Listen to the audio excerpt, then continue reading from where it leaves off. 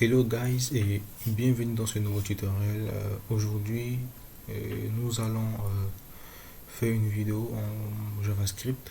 Ok, dans cette vidéo, nous allons essayer de faire une recherche dynamique. Donc, c'est-à-dire que quand nous allons, bon, voilà. Et pour tout ce qui est, bon, le lien du code source et comment dirais-je, des éléments HTML et CSS. Je vous laisserai tout au niveau de la description. Ok, le principe est quoi ici au niveau de notre barre de recherche? Nous allons essayer ici, par exemple, quand nous recherchons par exemple F ici, nous voyons que nous avons toute une liste ici qui nous permet d'avoir toutes les personnes dont leur nom commence par F ici. Donc si nous commençons, la recherche encore peut être plus dynamique si nous faisons fleury, voilà, nous avons là juste fleury. Et vous voyez plus juste si on tabule pour revenir en arrière, nous voyons que là les éléments reviennent en place. Voilà, donc c'est ce que nous allons essayer de faire en JavaScript. Donc pour ce cours là, nous aurons essentiellement besoin des fonctions filter, de la fonction cert et aussi bon c'est tout, hein. Voilà, donc pour commencer cette vidéo, et de la fonction include, voilà exactement. Donc voilà, j'avais déjà écrit le code, donc on va répartir complètement de 0. Voilà, donc là je supprime le code là qui est là. Et là si nous allons là, nous n'avons rien du tout. Ok, donc nous pouvons commencer. Donc pour cette vidéo, nous aurons besoin plutôt d'une API qui s'appelle je dirais random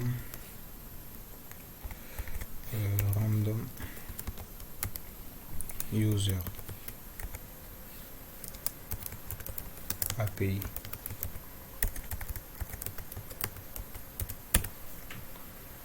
Random user API. C'est une API qui nous permet d'avoir des utilisateurs de façon aléatoire, hein, voilà. Donc ici nous avons le lien de notre API. Ok, donc d'ores et déjà nous allons commencer par ici. Donc au niveau de notre HTML là, nous avons un HTML basique, hein, voilà. Nous avons notre fichier JavaScript qui est directement relié à la page. Donc ici nous allons déjà commencer par sélectionner notre tbody qui est là, donc const je dirais bon tbody qui est égal à document query selector, et nous allons sélectionner notre tbody. Voilà, donc nous avons sélectionné notre tbody. Bon, j'ai pas sélectionné l'id, bon je vais juste l'enlever comme que nous avons ici. Donc je sélectionne mon tbody et nous allons sélectionner ici constante point search input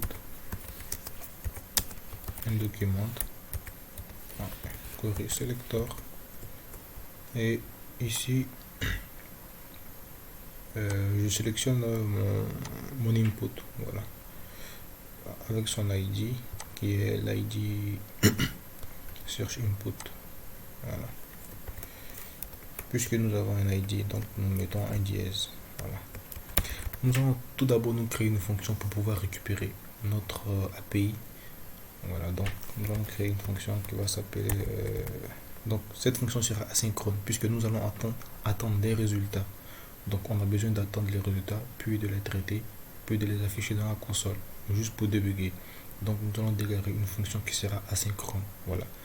Pour tout ce qui est des concepts que vous ne comprenez pas, peut-être dans l'avenir je vais faire une tuto JavaScript sur les notions d'asynchrone, promise, et aussi un peu tout ça, comment déclarer des variables. Bon, essayez de faire une série de tutos pour cela.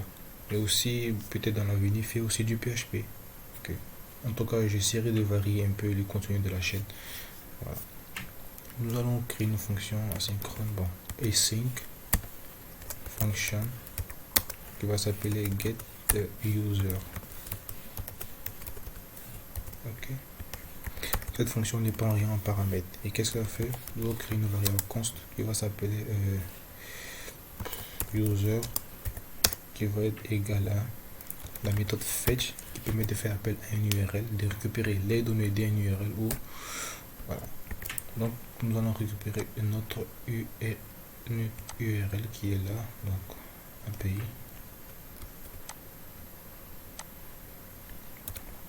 Et à ce niveau, nous allons nous allons récupérer des nationalités, donc bon, des noms à consonance français.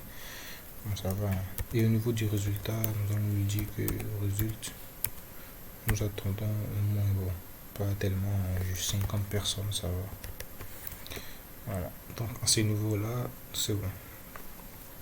Et n'oublions pas, puisque nous attendons des résultats, nous mettons await. Voilà. Et comme c'est fait, nous allons créer ici une variable qui va s'appeler let.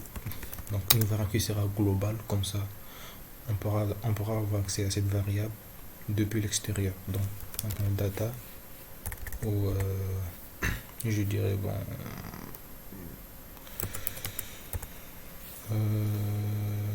je suis pas très inspiré pour le nom là. All users, pourquoi pas. J'utilise la syntaxe camel case, donc les premiers chiffres, donc les premières lettres en minuscule et la seconde chaîne de caractères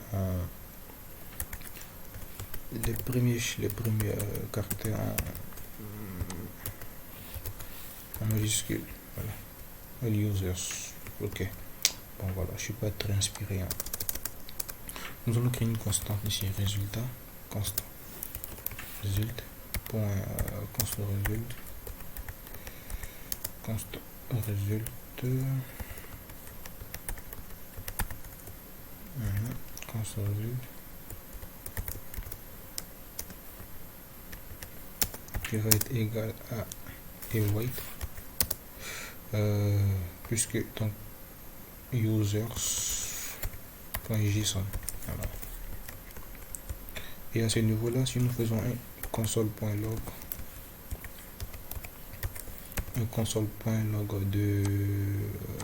de notre variable result, ok,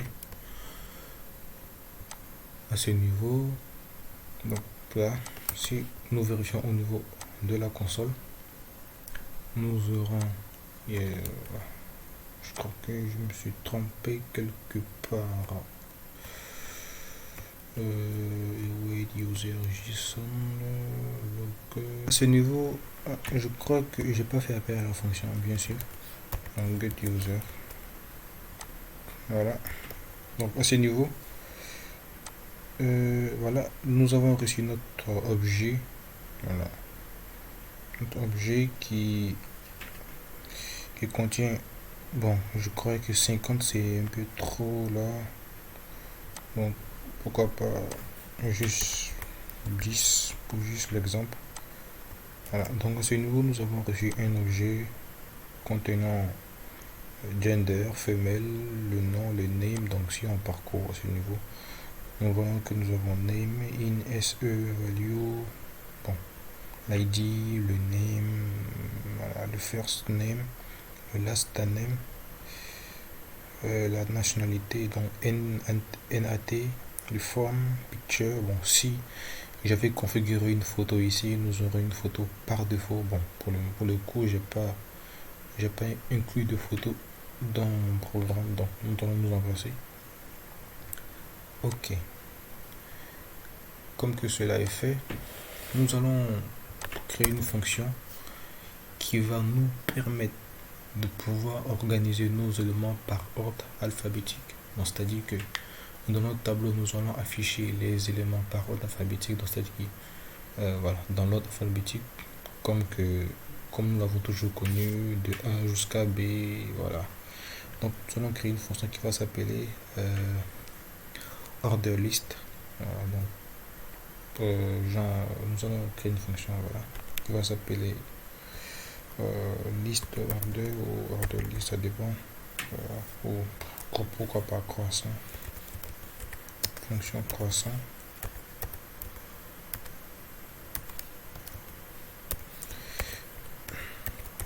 Et cette fonction, on va recevoir en paramètre notre objet data, donc cet objet que nous retournons là. Donc nous allons créer data area users qui va être égal à notre fonction croissant. Donc dans ce tableau là, nous aurons la liste des tableaux ordonnés. Voilà, donc on pourra dire le tableau final, je dirais. Voilà, parce que c'est de cette liste là que nous allons pouvoir comment dirais-je, filtrer nos éléments avec la fonction filter. Donc voilà, elle prend un paramètre result, bien sûr. Donc à ce niveau là, qu'est-ce que nous faisons? Nous allons partir de notre voilà, notre paramètre data, et nous allons faire un data.cert. Voilà. Et cert prend le premier élément, prend un paramètre d'abord A et B. Bon, c'est juste une convention. Hein. Voilà. Exécute une fonction. Voilà. If. Donc, if a point name point first first point to lowercase. Nous allons mettre les noms, le first name, les prénoms plutôt, je crois, first, voilà, en lowercase, c'est-à-dire en minuscule, pour essayer de ne pas avoir une certaine contrainte au niveau des voilà, au niveau des contraintes par rapport au nom, en fait. Voilà, quand tout est en minuscule, il n'y a pas de problème. Point to lower, désolé, to lower case. Voilà. Inférieur à B point, je juste prends ça et copier-coller. Voilà, point to lowercase name, ouais, lowercase. Donc il va comparer le premier nom, donc le premier objet, donc dans le premier objet concernant dans l'objet, parce que nous avons un tableau d'objets, nous avons un tableau d'objets, désolé, et nous avons des index de 0 jusqu'à, disons, 9, voilà, de 0 jusqu'à 10 plutôt, et il va vérifier chaque name. Donc par rapport aux chaînes de caractères, il va les trier par ordre croissant. Voilà, les trier par ordre croissant selon les lettres, donc A, B, C, D, E, F. Voilà. If, donc return -1. Voilà. Nous avons aussi l'effet pour le last name. Donc ici nous allons mettre last, et ici aussi nous allons mettre last. Donc dans ce cas tu retournes 1, sinon tu retournes 1, tu retournes plutôt 0. Bon, pour ceux qui n'arrivent pas à comprendre la méthode CERT, je vous redirige au niveau de MDN, donc la documentation MDN JavaScript ici. Voilà. Et nous allons le mettre en français, ça va. Et à ce niveau, si on cherche CERT sur les tableaux, donc RI prototype tableau, donc c'est une fonction qui est disponible sur les tableaux. Voilà. On dit ici la méthode CERT trie les éléments d'un tableau dans ce même tableau et renvoie le tableau par défaut. Le tri s'effectue sur les éléments du tableau convertis en chaîne de caractères et triés selon les valeurs unités, voilà, et tout. Donc, vous aurez toute la doc ici, voilà, exactement. Bon, j'ai rien inventé, hein, bien sûr. Si A est inférieur à B, selon les critères de tri, retourne -1. Si A est supérieur à B, selon les critères de tri, retourne 1. Voilà. Si A est supérieur, comme on l'a fait ici. Désolé, ici c'est supérieur. Voilà. Et B, voilà. Return 0, donc j'ai rien inventé. Voilà. Comme c'est comme voilà, nous avons ici notre fonction qui permet de trier notre tableau d'objets. Donc à ce niveau là, si nous faisons un console.log de users, si nous venons au niveau de notre,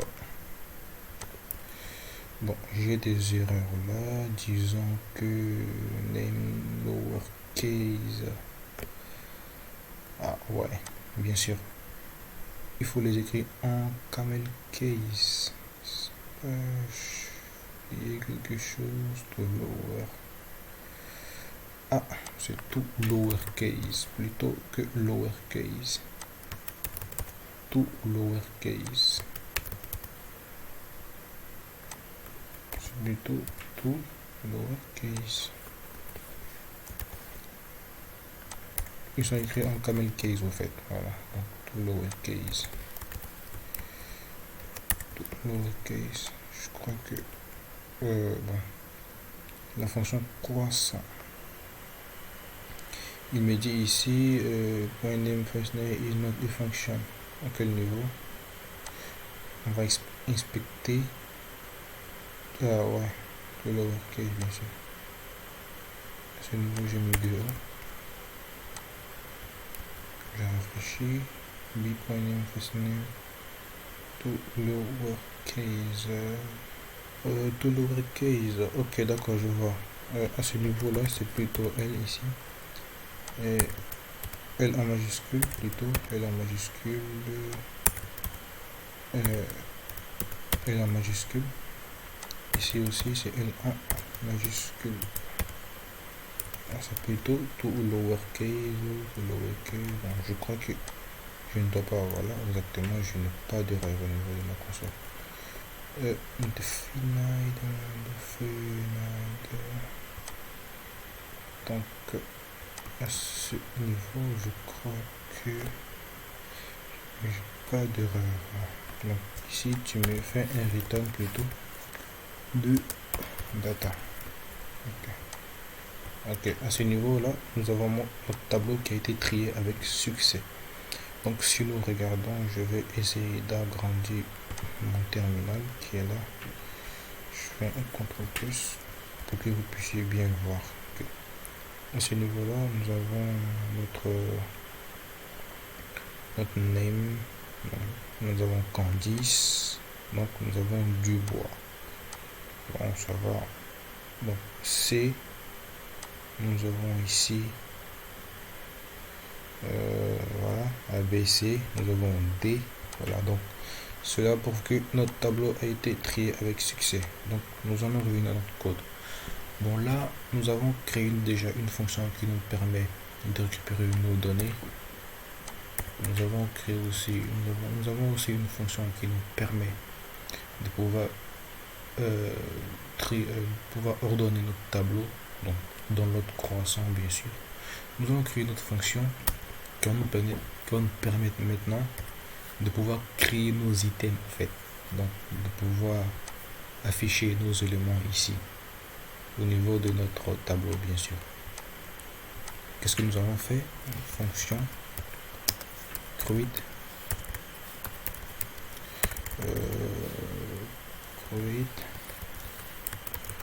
list item items, et il prend en paramètre la data bien sûr. Et qu'est-ce qu'il fait? À ce niveau là je vais pas trop nous allons faire une heure HTML, bien sûr, nous allons utiliser une HTML, nous allons faire un let de HTML qui va être égal à une chaîne de caractères vide pour le moment. Puisque à ce niveau-là, nous avons déclaré notre tbody, ça va. Donc, nous allons faire une boucle for each sur notre data, donc for each qui va en prendre le data, la data et sur notre élément. Et à ce niveau-là, c'est à ce moment-là que nous allons créer notre items. Donc, items plus, à chaque fois tu rajoutes items plus, nous allons utiliser le backstyle. Donc nous allons créer notre élément HTML. Donc nous aurons un tr,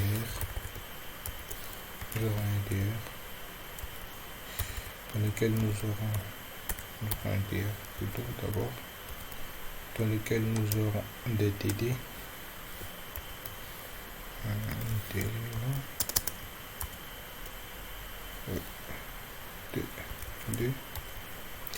voilà, nous allons dupliquer ça. Donc 1, 2, 3 et 4. Donc à ce niveau ça va, je crois bien. Nous avons notre td et à l'intérieur nous allons y inclure nos éléments. Donc nous allons faire ici, je vais dupliquer ça, je vais effacer et dupliquer mes éléments.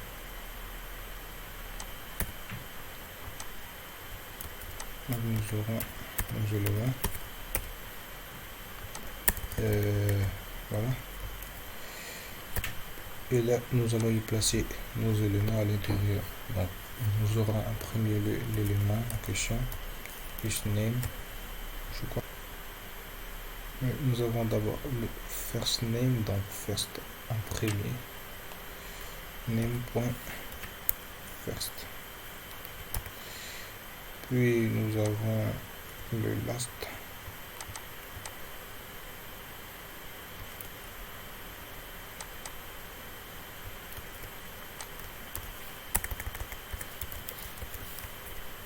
Nous avons, je crois bien, l'email. Nous avons directement l'email qui est directement accessible au niveau de l'objet. Et nous avons, je crois bien, country, je crois city plutôt. On va voir location city. Puis nous avons country. Voilà. Et si c'est fait, nous allons appeler notre objet donc tbody. Nous appelons notre fonction tbody. Donc tbody.inner HTML et on y met notre HTML. Voilà qui est fait. Donc à ce niveau là, je crois que donc si j'appelle ma fonction create list item et je lui passe pourquoi ça ne marche pas normalement. Je crois que j'ai un problème. Ok, à ce niveau là vous voyez j'utilise data ici, mais plutôt là j'utilise date. C'est la raison pour laquelle ça ne marche pas. Donc voilà. Hop. Ici à ce niveau nous avons nos éléments qui ont été ajoutés avec succès. Nous avons Ryan et comme vous pouvez le voir, vous voyez que nos éléments sont faits de façon croissante. Donc A C, voilà, A C E E L L L N P R, voilà qui est fait. Donc nous allons passer maintenant à la fonction de filtrage, donc ce qui est l'objet même de la vidéo. Donc quand nous tapons N, nous voulons que toutes les personnes dans leur nom ou dans leur prénom, nous avons la lettre N s'affiche, voilà, prennent la place au fait. Donc nous allons au niveau de notre search input écouter un événement. Donc à ce niveau là nous allons créer, donc on search plutôt search input point advent lister, nous allons écouter l'événement input, nous allons passer une fonction, donc, nous allons exécuter plutôt une fonction qui va prendre E, nous allons faire un alerte pour vérifier est-ce que ça marche. Un alerte bonjour. Ok, let's go. À ce niveau, quand nous faisons, voilà, appuyons une lettre, bim, bim, ici nous avons bonjour. Voilà, tabulation, bonjour. Je dis tabulation, je tape la lettre, je tape voilà, D, bonjour. Donc ça fonctionne. Qu'est-ce que nous allons faire? Nous allons essayer de récupérer l'élément courant, donc la lettre courante qui a été tapée au niveau de notre input. Qu'est-ce que nous allons faire? E point target point value. Et si nous faisons, donc nous allons stocker ça dans une variable, nous allons appeler current, je sais même plus si c'est comme ça on l'écrit, current value, current input, bon, value input, voilà. Value, voilà. Et nous faisons une console .log, toujours débugger son code avant d'avancer. Essayez de prendre cette partie, donc une constante bien sûr. Voilà, donc à ce niveau nous allons ouvrir la console et au niveau de la console nous tapons S, nous voyons S, F, voilà, ainsi de suite, ainsi de suite. Ici à ce niveau là nous avons, voilà. À ce niveau vous voyez que cela marche exactement. Je peux enlever la console au niveau du script. Qu'est-ce que nous allons faire de cette information?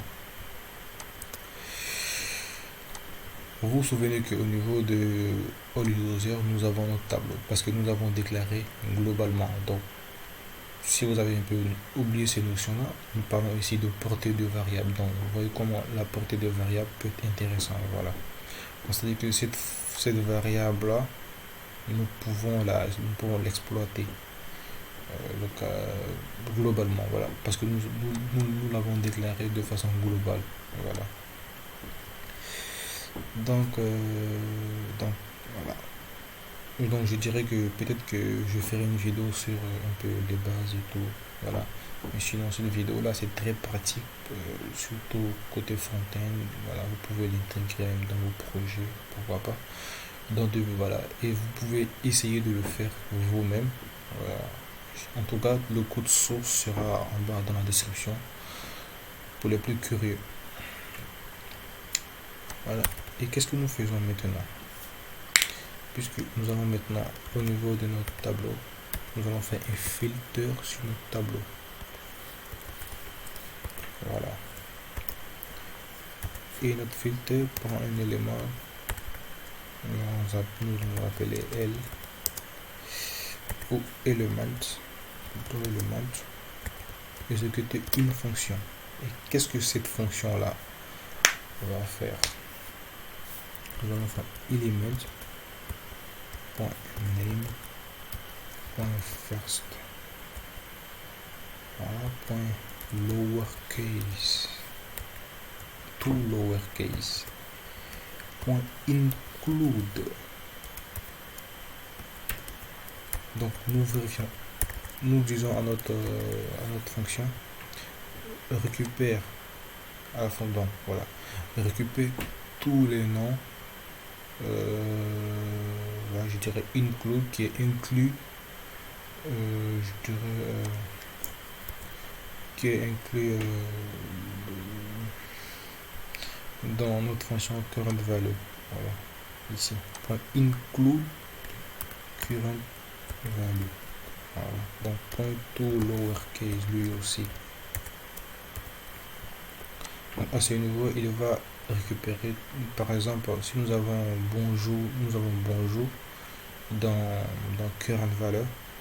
Donc on va vérifier est-ce que dans current value, est-ce que dans bonjour, voilà, désolé, si l'utilisateur en par exemple, je sais pas moi, salut, voilà, salut, il va regarder notre tableau précédent puisqu'il parcourt le tableau en fait. Voilà, il parcourt le tableau et vérifie est-ce que on vérifie est-ce que voilà l'élément que nous avons tapé est inclus dans l'une de ces lettres là, dans l'une de ces first name, voilà, ce first name là. Ici il est inclus, il retourne l'élément dans un nouveau tableau parce que filtre, il va créer un nouveau tableau qui a été filtré. Voilà, lui il va contenir tous les éléments qui ont été filtrés. Voilà. Bon, j'espère que c'est clair, hein, voilà. C'est pas vraiment compliqué. Pour ceux qui ont du mal à comprendre la méthode filter, je vous redirige toujours vers MDN. Voilà. Toujours vers MDN ici. Si nous recherchons la méthode filter, la méthode filter crée et retourne un tableau contenant tous les éléments du tableau d'origine qui remplissent une condition déterminée par la fonction callback. Voilà. La notion de callback, voilà. Une callback, c'est quand on passe c'est quand on passe en argument une autre fonction. Voilà. Exactement. Par exemple, ici cet exemple, nous avons sprite, limit, elite, exuberant, description. Bon, voilà. Nous avons un tableau classique. Et il fait un filtre de words. Il dit récupère tous les mots dont la taille est supérieure à 6. Et nous récupérons dans ce tableau ça. Donc si vous en avez, bien sûr, nous avons ce tableau là. Bon, voilà, c'est juste de la documentation et bon, ça passe.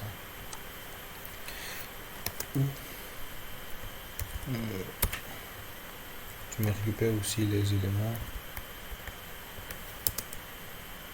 Je récupère tout ça.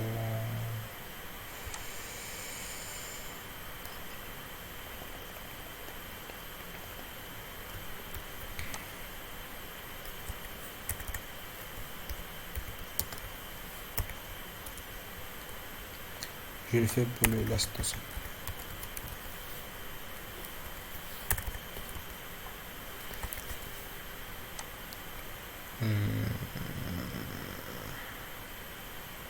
Voilà. Ça va. Maintenant, nous avons oublié un truc. À ce niveau-là, j'aimerais que quand l'utilisateur fait une recherche, j'aimerais ne rien afficher au fait. Par exemple, ici au niveau de notre tbody, nous allons faire un point inHTML. inHTML. Nous n'allons rien afficher. Donc, vous voyez là, tac, il n'y a plus rien. Voilà, tac, il n'y a plus rien. Tac, il n'y a plus rien. Donc, nous vidons un peu le contenu au fait de notre tbody. Voilà, c'est un peu ça. Maintenant, à ce niveau, quand c'est fait, je passe en paramètre, je crée une constante qui va s'appeler data filter. Data filter est égal à ça en fait. Donc maintenant, nous avons créé une fonction qui permet d'ajouter, voilà, créer de nouveaux items. Donc directement nous allons appeler la fonction create this item et nous allons passer data filter comme ça. Donc je crois que normalement ça doit passer si tout est bon, si j'ai pas fait d'erreur, de bêtises et tout. Nous testons. On va tester. Si je tape avec ça, voilà. Vous voyez, nous avons A pour le moment. Si je tape, je vais atteindre, disons, Axel. Voilà, vous voyez, nous avons A et XL, voilà, Axel. Si je supprime, nous avons en arrière. Ensuite, nous avons Noah et moi je vais N et je vais Noah. Donc nous avons juste en paramètre Noah. Donc voilà, je crois que nous avons fait un peu le tour. C'était juste ça, c'est pas grand chose, hein, voilà. Nous avons juste ça. C'est juste des fonctions qui sont déjà prédéfinies en JavaScript qui nous ont permis de faire ça. Voilà. Essayez de lire le code, de comprendre la logique et vous verrez que voilà, c'est pas compliqué. Donc j'espère que cette vidéo vous aura plu. Pour ceux qui n'ont pas compris la notion d'API, notion de callback, notion de fonction asynchrone, voilà. Dites-le moi en commentaire, comme ça je ferai une vidéo là-dessus. Voilà. Donc j'espère que cette vidéo vous aura plu. N'hésitez pas à lâcher une pouce, n'hésitez pas à commenter. Voilà, ça fait vraiment plaisir. Et je voudrais vous remercier pour les 102 abonnés parce que vraiment là je suis surpris. Voilà, donc merci pour les 102 abonnés et continuez à m'encourager. J'espère que nous irons loin ensemble. Voilà. N'hésitez pas, si vous avez des problèmes, n'hésitez pas à me taguer au niveau des commentaires. Voilà, je suis dispo, voilà, je suis toujours à l'écoute de mes abonnés. Donc, ciao, et faites bon usage de ce code et coder toujours. La pratique, c'est la clé. La pratique, c'est la clé. Voilà, donc j'espère que cette vidéo vous aura plu. Ciao, ciao les gars. Ok.